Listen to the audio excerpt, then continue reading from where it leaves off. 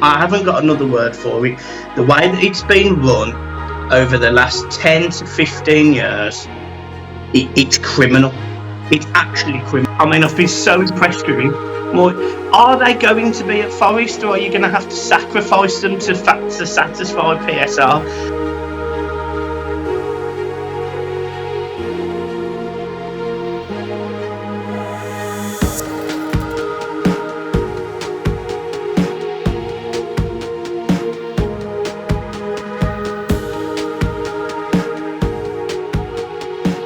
Welcome to, I don't know what we're calling this, Mike, special edition PSR.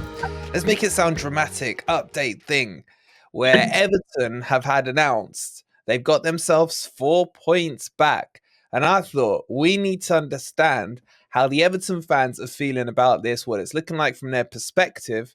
And then that might give us a bit more of an insight into what we can expect from our charges. So who have we got better? Oh, the one, the only, Everton, Mike. You guys know him from Beat the Drop. How you doing, Mikey boy? Yeah, mate, I'm good. Yeah, I mean, we'll rattle through today's video, no doubt. But we'll see, mate. We'll see. We'll see. It's better than nothing, can it? In it, man, in it. But before I ask you about the point stuff, right, let me just quickly ask you about the actual charge, because I think a lot of people are just putting Forest and Everton's issues together under one basket. Ours is obviously with Brennan Johnson and the sale and what have you. Yours is more around the stadium, isn't it? You just give a quick overview to the Forest fans just so they understand it better. Yeah, so the breach was based on 9 different charges: disclosure of information, transfer dealings, funds for the stadium, and that was the big one. The interest payments on loans against the stadium. So they were the big ones. Everton have obviously tried to mitigate against that, basically saying that we'd signed a naming rights deal. And if it wasn't for the Ukraine war, that would have been in place and we would have had some money from that. The other argument was that these costs have increased dramatically over the last 3 years due to inflation, which the PSR numbers don't include or look at inflation. So, our £500 million stadium has actually cost closer to 800 million. So, and bearing in mind that is self-funded, the interest payments on that are, substantial, and it essentially does eat into trade, into player signings and trading, which it didn't the first year of PSR. So what happened was they changed the rules midway through, and Everton have had nowhere to go fundamentally, and that's why they broke last year's. They'll break this year's, and we may well break the year after, but it will all be because of the costs against the loans on the stadium. They talk about competitive advantage. Well, I can assure you that Everton's team is not competitive enough for my liking. So, yeah, mate, I ain't feeling that argument. But that's the reason, fundamentally. So the one that you've broken this year, so to speak, is that still linked in with the stadium? It's just a knock-on effect. Would that be right? Yeah, and it will be the same next year. So fundamentally, as you know, they look at a 3-year view, which is 105 million. And what they're saying is we breached 105 million from the last period, which is by 19 million. So we're going to have breached it for this period and then potentially next period. So Everton, essentially, if they get another points deduction this season, fundamentally, it's going to sound like it's double jeopardy, where we've been done for the same thing twice, fundamentally, because a third of that conviction, or actually, I think it's 2/3 of that conviction, were in the last 2 period years. Yeah. So Everton's argument will be that we should, if we are going to get a points penalty, we should get 2 points. It should be a 2 points penalty rather than 6 points in the next one, which is very different to obviously your situation and player trading. And I mean, it makes me laugh, to be honest. It makes me laugh. We were being flippant on messages, weren't we, after before? Yeah. And you have been deemed to have gained a sporting advantage by selling Brennan Johnson. Explain that to me. In the summer where there were Yeah, no games. Yeah, we yeah, got a sporting advantage on the pitch. It's like they're making the rules up as they go along, and that's the thing that frustrates me. And Forest have had their date announced today. The hearings the 8th and 9th next Thursday and Friday, with yeah. the outcome coming, I think mid-April, 15th of April. With then 5 days later, Forest versus Everton at Goodison. That's going to be fun games, isn't it? Yet we're still sitting here, mate. 115 charges against Man City. Richard, or Dick Masters as I call him, not Mm. saying a word still about when their date is going to be. Like, are we wrong to say corruption in the Premier League? Like, we've seen all the signs and everything from Everton, but how's the mood in the fan base about the corruption in the Premier League? Is it still holding strong? Yeah, I mean it's rife, mate. It's absolutely rife, and it's not just been in the Premier League this season. There's different Mm, organisations that run with the Premier League. They're equally as corrupt. The mm. PGML. How many decisions have gone against Everton or Forest, And and Forest? Wolves have had loads Yeah, as well. yep. You know, how many decisions where you sit there and go, "Are you joking?" We had a Mm, red card given to an opposition for the first time in like 2 years last last game against Brighton, and we still bottled it, by the way. But we actually got a red card. We haven't been given a penalty in, I think it's 3 years. And you sit there and you think, I've seen some of the penalties that Liverpool have got, Manchester United have got, Man City have got, Arsenal have got. You can't tell me from all of the times I've shouted penalty, yeah. going absolutely mad. You can't tell me one of them isn't a penalty. So I've I've almost washed my hands with the Premier League, the PGML, all of it. I've washed my hands. Football has clearly become a game where the most money talks. There were some stats about season tickets today. I don't know if you've seen them, but you can see the clubs that have sold their souls for corporate money against teams that are still supporting local, real fans. Um, it's appalling, mate. The state of football in the UK is appalling. And if I'm being brutally honest, if it wasn't for the fact I loved Everton, I Yeah. wouldn't be interested in football. I wouldn't be bothered. Um, It's but yeah, taken the mate. life, it's taken the fun out of it. It's taken the soul out of, growing up. When as kids, mate, would we ever sit there and talk about, oh, financial fair play, this or that or that? It was all about the performances on the pitch, what player was good, who was crap. Yes, there was dodgy refereeing decision even back then, but it was still part and parcel of the natural game. None of this I don't call them PGMOL, man. I call them PGLOL, man, because they're an absolute joke, man. They really are. Yeah, and that's the thing that frustrates me. You've got institutions like IFAB creating rules on refereeing, and I sit there and I just think, where's our game gone? Like, why Mm, isn't it that non-biased English referees are just doing their job, following their own rule book that's been created in the UK, that is the same for all hundreds of, however many thousands of clubs there are in the UK. They're the same, whether it be top of the league, top of the Premier League, to the lowest division of the lowest region of the lowest Sunday League standard, wherever. It is a joke, mate. And fundamentally, the rules this season have highlighted how biased they are towards the Big Six. You've got Dick Masters, who's been made to look like an idiot in front of government and the committee. You've had the PGML look like idiots because they've had to apologise to God knows how many teams this mm. season. You've seen IFAB creating blue cards. I mean, so you sit there and you think football's finished. The sport that we loved as kids. I loved Mikel Arteta, Tim Cahill.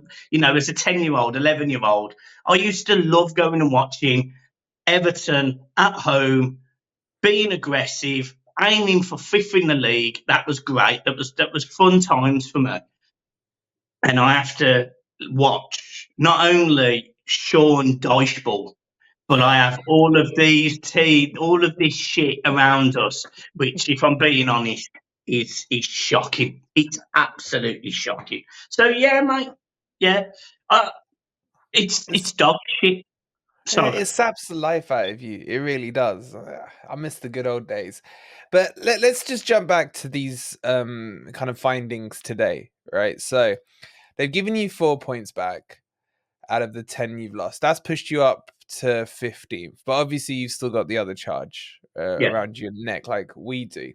Couple of those things that Everton said in their statement. I don't know if you've seen it, but I just kind of yeah, wanted to run you by it because there's a bit of a link between the Forest stuff here.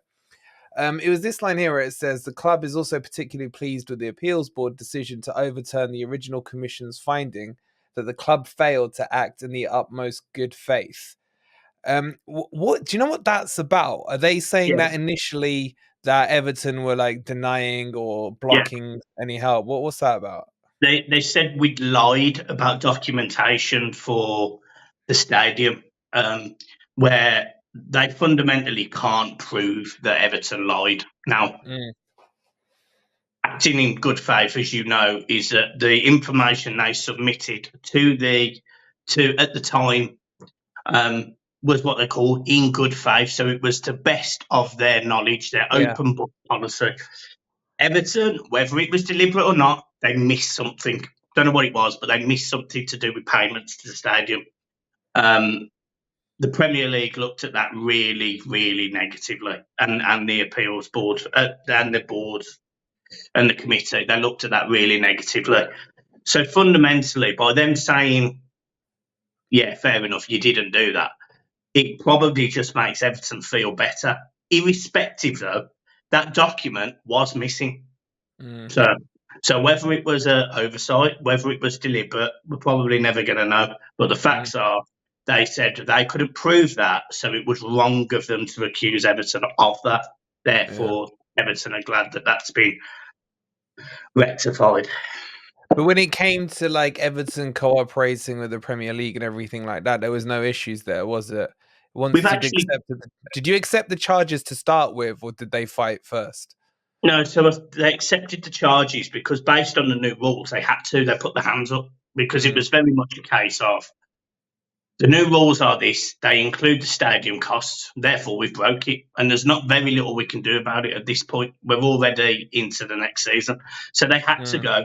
Yeah, just like they've had to on the second time, they've had to go. Yeah, okay, yeah, we broke it, but that's based on those metrics which changed during COVID. mm. Conveniently, once Spurs had finished their stadium, for example. Convenient, Yeah, conveniently very indeed. convenient. Yeah, Although exactly. you could be Manchester United, have just had £1 billion invested in you for 25%, and still want taxpayers' money for a stadium, eh? Exactly. Yeah. Wembley of the North, huh? Wembley of the North. Yeah. It's called Bramley-Moore. So the other key thing was the whole Portsmouth thing. When Portsmouth went into liquidation, they got hit with 9 points. That's why I was shocked when you got 10 points in the first place. If going insolvent is a 9 point penalty, and as far as I'm aware, you guys didn't, then how the hell did they come up with this 10 point deduction in the first place? That's what makes me scratch my head. That's the thing to me that makes me think this is goddamn corruption, Oh, because you can't have that. The metric, there is no set punishment for the crime. And that's the bit to me that's just disgusting. well, yeah. I mean, there wasn't up until Everton, and we've Mm, look. Everton fans will talk about this until the cows come home, but Everton have been the first for quite a lot of things in English football. A lot of them positive to do with stadiums and mm. the Never history of being the club. relegated, yeah. Yeah, yeah. But there's also some firsts that Everton aren't happy about. First time Everton had a player sent off for simulation was Umar Niasse, for example. He got a red card. It was an absolute stonewall penalty, but he got sent off anyway.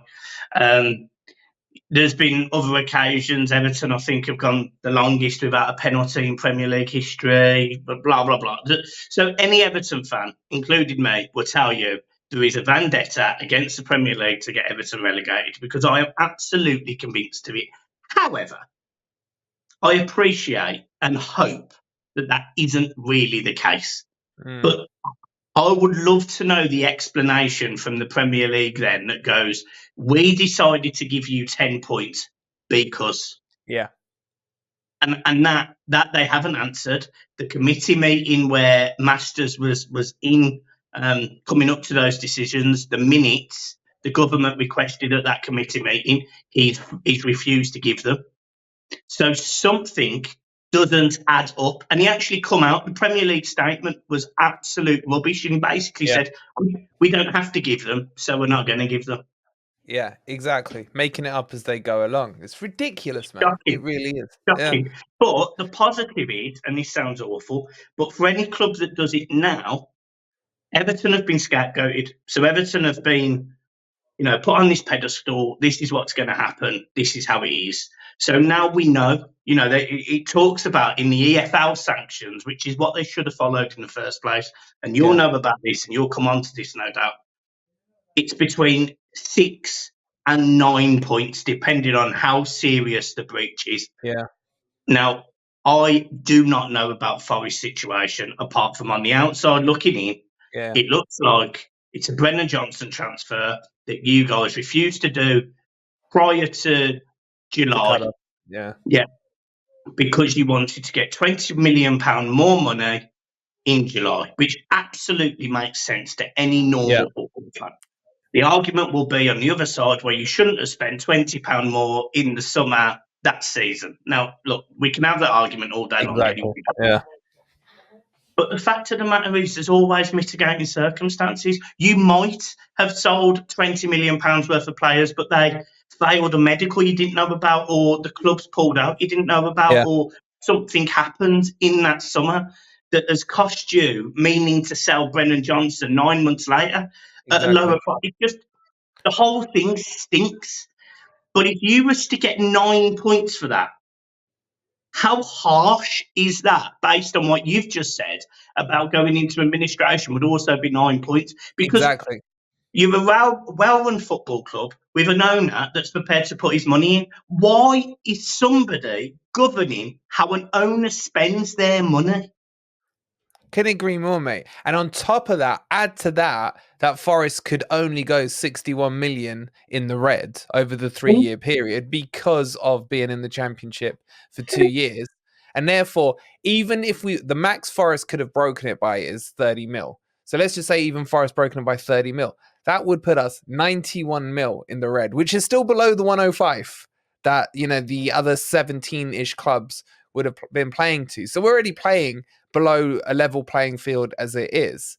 And, all of these will mean nothing when they just turn around and go, the rules are the rules. 61 mil, 61 mil. And the title is Profit and Sustainability. Well, we look to make profit. And when we spoke to Kieran Maguire, he was like, they've just relabeled it to make it, because FFP was all about financial fair play. And no one believed them about it being fair. So they've put profitability as a word because it's a buzzword, and so is sustainability. It's all just corruption, mate. And then they're going to look at to change it anyway. Yeah. You're frozen, bro. Yeah, there you are. Yeah. I'm with it. They're looking to change it. Rumours are next year. Yeah. So then all of a sudden, Man City get away with it. So does Chelsea. It's a joke. It's a joke.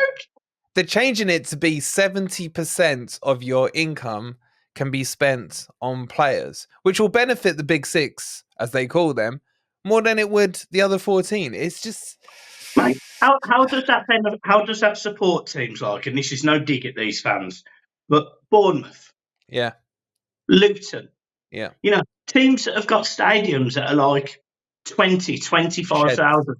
How sheds? Oh, they are, mate. Come on, let's do a 10k capacity. How does it support those teams? All it does is keep them planted at the bottom. It then has things like, it helps teams like Newcastle because they've got a slightly bigger stadium than the average. It probably weirdly helps us because we will have a slightly bigger stadium than average. And then it helps West Ham and the top six. That's it. That's all it helps. Any team that has got a stadium probably less than 45 to below it, you're just eradicating them. You're just eradicating them. And the only reason Chelsea then get away with it is because they've already got those global, they built that when they could build it 10, 15, 20 years ago under Abramovich. Yeah. Before Exactly. that, there was nothing. There were nothing club with no history. Yeah. I remember Same those as days. Man City. Yeah, I remember those days. And the thing is, all that's going to happen is the clubs with less capacity, like your Bournemouth and Luton, they'll be forced to hike their ticket prices so high. At the end of the day, that revenue is a drop in the ocean compared to the TV money and everything they get. It kills the local fan bases, which again is all geared towards how much money is made. It's shocking. The Premier League, honest to God, I hate it. I hate it. And I haven't got another word for it. The way that it's been run over the last 10 to 15 years, it's criminal. It's actually criminal. Like, literally, I don't believe it's not dodge. I don't believe it. Well, the evidence is there, isn't it, for us to see exactly how they're acting. It's a joke. Yeah. Let me ask you this, Mikey, right? Is there a case on this second charge for you guys that the punishment is worse? As in, if someone were to have robbed someone in a normal criminal court, they get a year, and then they do it again. Well, you've done it before, you got a track record, therefore you're getting 5 years now. Is there? And I know you won't know the insides and out, but is that something maybe you guys are wary of that could happen? Yeah, I mean, I did mention it. If you punch someone in the face once, you tend to get a slap on the wrist. You punch someone in the face twice on a different occasion, you tend to get a sentence of some type. Now, I'm not being funny. It wouldn't surprise me if the Premier League went, you know what, they've done it once, we'll hit them with 9 points now. It really wouldn't surprise me. But equally, if you read the EFL rules, they do talk about double jeopardy, and they do talk about not being punished for the same thing. So fundamentally, I'm kind of hoping that we aren't punished for the same thing. But I don't know. I don't know. Yeah. And this is where nobody knows. And that wrecks the competitive game of football, because Everton play West Ham this weekend. Maybe we win. Highly unlikely because it's Everton, but maybe we win. So we win. We've got 28 points. But really, in my head, I'm sitting there thinking, well, do we need to take another 6 off that? Because that makes it on 23 points. Yeah. And then I'm working out Forest. If they get 6 points, they're there. And then what games are they going to win? It's not the same as just going, right, Everton are aiming for 10th this season, which up until the points deduction, weirdly, we probably was, which, I mean, it's shocking to say that, but we probably was. We had the points deduction, we won those 4 games, and then we've fallen apart since. I don't know. You're right, because I'm doing the same thing. I'm like, in the video we did today, I was like, okay, if Forest now get 6, if Everton get another 6, that puts Forest 18th, that puts Forest 18th, Everton 17th, 18 points, 19 points, and Luton on 20. And you're like, should we now consider us in the relegation zone and you guys 1 point out of the relegation zone? Or maybe we both end up with a fine. I mean, the Guardian today is saying no way in hell that we get away without points deduction. But they don't know. You don't know. I don't know. It just ruins football, because the other thing is, Mike, when we come to the game, let's say on the 20th of April, when we go down to your backyard, both of us could potentially be in a situation where 1 point could be enough to keep us both safe, or we may need 3 points, but because we may not know, we may have to both go out to play for a win. One team ends up with 0 points, could relegate you, that team that doesn't get the points, and the other team, if we had drawn, we may have been safe, because this is a complete and utter mess, isn't it? Yeah. I mean, it's so weird that Forest could win that game of football and still get relegated. Yeah.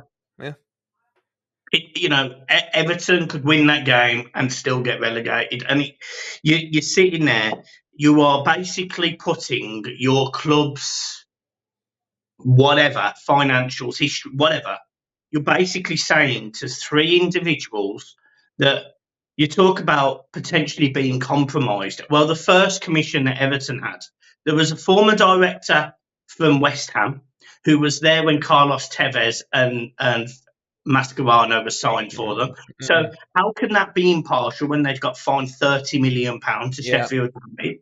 So how can that be impartial? You've then got a barrister, which I'm sure somebody did some evidence, and the barrister was like I'm sure he was like a Burnley fan. Like it was somebody like. So you sit there and you think, how can that physically be impartial? You know, like it's absolutely madness. The only positive I would say, right, is Everton appointed this KC guy who's meant to be very good. Yeah.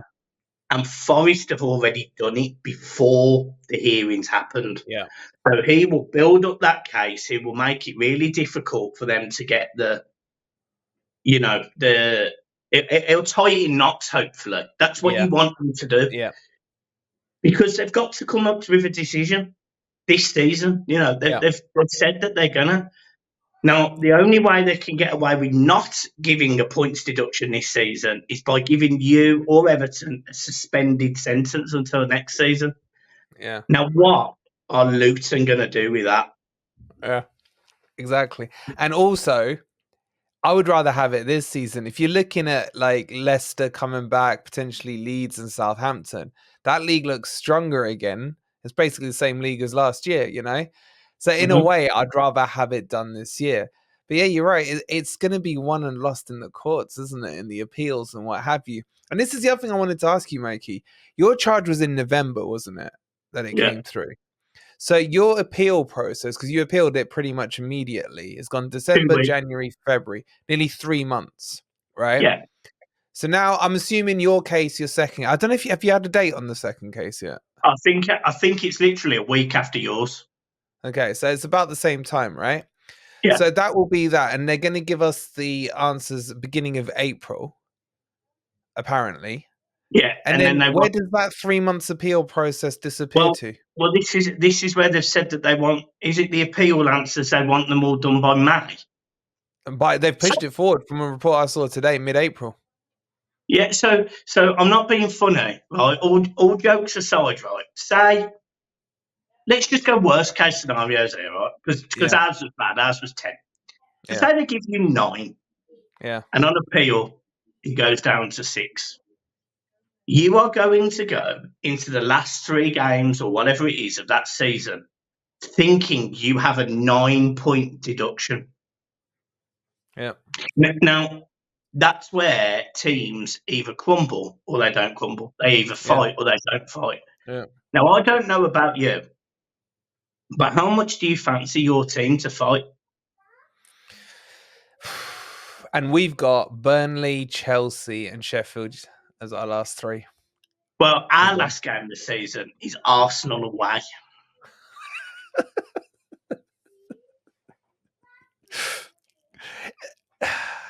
It's going to be a roller coaster, isn't it?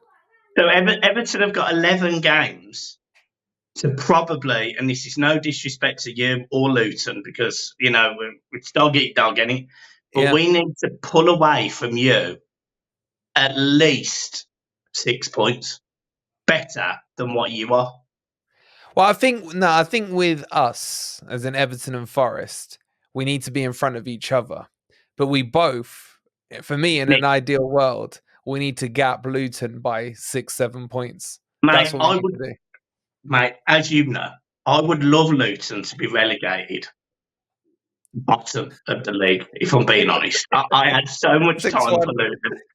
And then the fans from that club, honest to God, I have no issues with them going down. I'm sitting here kind of hoping it happens. So I just don't really want Forest and Everton to go down. And it's almost like this brotherhood has formed because of being done by, PSR. It's quite funny, actually, because I saw you've had a bit of stick from Everton fans today on Twitter. And I was sitting there and I was thinking, what you don't understand is, at the time, At the time, it was obvious that Everton had broken the rules. So therefore, every club was probably going to be like, well, you deserve it, you get it. But then when it happens to your club, you don't want the worst outcome. You want the best outcome because, Exactly. Yeah. and I just think people have forgot that. They've not thought about it. But I think, yeah, it is true, isn't it? It's like, obviously we bantered it when you first got it, yeah. But then when it happens to your club, you're like, well, hold on, let's look at the bigger picture. Put, joking and banter aside. The bigger picture is they're out to screw us, because you can see it with yeah, the Man City Chelsea scenario. So I'm with you. If Forest and Everton survive this season, then it sticks two fingers up at the Premier League. And yeah. Luton just need to do one, bro. Honestly, I'm sitting here praying. It would be catastrophic for Everton financially to get relegated. This takeover that's been happening for months hasn't happened yet, or probably isn't happening by all the stories. We've then got this new company that are on about buying Everton, and you sit there and you think, honest to God, for the last 3 years, I'm almost fed up of it. I'm almost fed up of the constant kicks that Everton have had, and it's almost like, it sounds awful, right? But it's almost like in your case, the Forest roller coaster today come to a bit of a crunching halt because, 2.5 years ago or whatever it was, Cooper, no doubt, did a great job from bottom to promoted. Phenomenal job. Yeah. You stay in the Premier League first season. Good effort, great effort, can't fault it. Second season, flying, whatever. And now you're in this position where you're not even going to dictate if you stay up potentially. The only thing you can do to stay up, you've got 12 games of football left. Exactly. You go and win 8 of them. Which we're not going to do. Do you know what I mean? No, we've got no Liverpool this weekend, mate. It's stressful. Luton have got Villa. Yeah, and watch Villa go and do something stupid away. It wouldn't surprise me. It wouldn't surprise me. But yeah, listen, Mikey. Can I ask you a quick question? You may. How do you feel as a football fan? It's almost sunk in a little bit today. How do you feel? So my feelings today are, I wish you'd got 10 points back and got hit with like a 20 mil fine or something like that. So we've got that, that precedent set as this is the punishment. I'm glad that you got some back, because I think from a selfish perspective, at least we have a benchmark, a backstop now to do it. But in all honesty, mate, I'm probably angry at the finance people in my club. Like, why did they not see this coming? Should they have just sold Brennan Johnson to Brentford if that deal was on the table? Because the 20 million they've made, is that going to be a safe enough return for potential relegation? Would we not have been better off losing the 20 mil? That's a debate to be had. So I'm annoyed. I'm annoyed at the club. I'm annoyed at the Premier League. I'm annoyed at them seeing their decisions they're making against us. We've talked about the Bolly decision against Bournemouth, the penalty against Newcastle, all the other stuff, all the other crap we've had going on. And I'm sick to death of not focusing on the football, because I'm liking what Nuno's doing. But he's under more pressure than anyone, because I said this to, I think, Ant and Ez the other day. I was like, if the season started when Nuno came in, when he's come in and we've got a whole season in front of us, I'm looking forward to that kind of season, seeing how this team progresses and develops. Now I'm just like, survive. And if we survive, let's see what happens next year. Do you know what I mean? That's where my head is at. You're almost writing off the exciting part of the season, which is always the last 2-3 months, to see where it's going to finish. And you're like, I don't care about it. Just let us survive, and then we'll see where we are next season. And that, as a fan, just annoys you, doesn't it? It's like, it's not football anymore. It's not the beautiful game.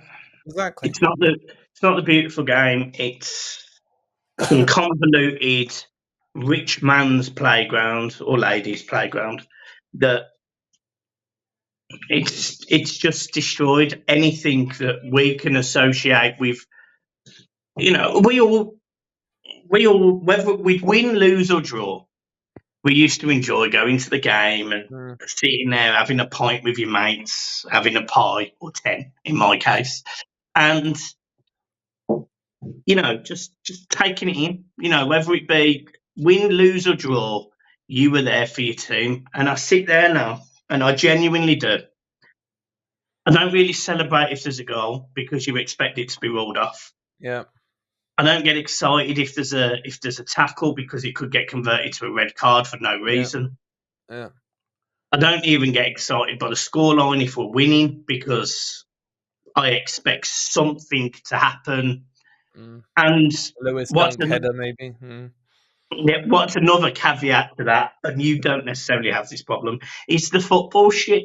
So it really is soul destroying supporting Everton right now. It really.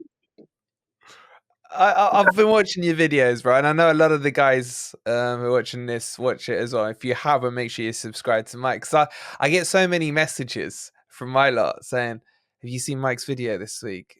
Is he okay? Do you mind just checking in on him and stuff? I'm like, seriously, I'm not even joking. I can send you these messages. They're like, Mike's really depressed about this, that, and the other happened on the football pitch or off the pitch.